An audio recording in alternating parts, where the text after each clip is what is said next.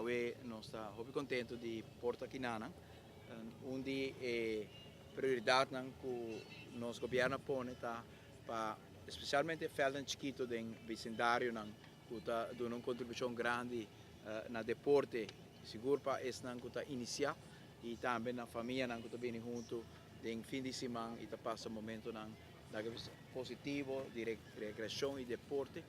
Não se mira com hopi de nan da den condições difíceis de calabas, para rockets, para aio, para universal, aue na Undesa, turta cancha nan que nos está ajudando de uma forma ou outra para por fazer uma diferença.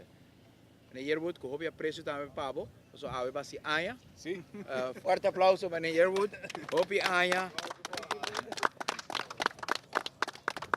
Yearwood é pioneiro de desarrollo aqui de Undesa, hace uma contribuição grande na nossa comunidade e na equipo e na desenvolvimento de deporte aqui na Sabaneta e nós estamos muito contentes de estar aqui para por dar apoio aqui e justamente el dia como na Yearwood assim para bem utilizar bom, pero sabe que unicamente início, nós estamos bem para ajudar com mais. Me ayuda hopi mucha. Alguma vira gente grande in comunidade, unta na Holanda, etablissement de rechter, met die outer in police, het hobby. Ja? Tres de police.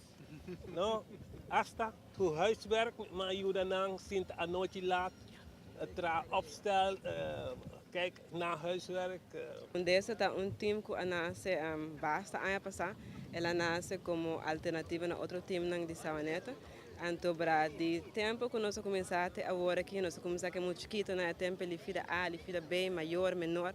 Então, botar o aco tem sua fruta, né? Muito não cresce somente com futebol, mas não cresce você como família, não cresce de educação. Então, botar o aco, depois botar toca, gente não a vira grande a contribuir no nosso país. Nós temos plano, par de anos, acaba que nós temos projeto in the pipeline. O plano inclui não somente o que está futebol, porque Undesa está futebol, mas inclui também para o bairro de Sabaneta percurso, desde parte de spel que ook eigenlijk koren, dus renbanen nang wanneer we na Zola Wijs, por exemplo, of na stadion.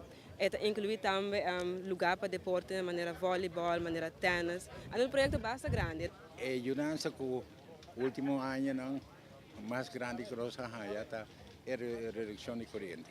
Como tour club ultimamente botar a juventude está difícil para fazer que maior não tudo vai estar cooperar, pero nós estamos adiante, nós seguimos lutando com nós está considerando Esaki como trabalho que nós estamos fazendo para a comunidade, para nos bairros, para a Sabaneta e estava tendo up and down agora que nós está vayendo de outra vez.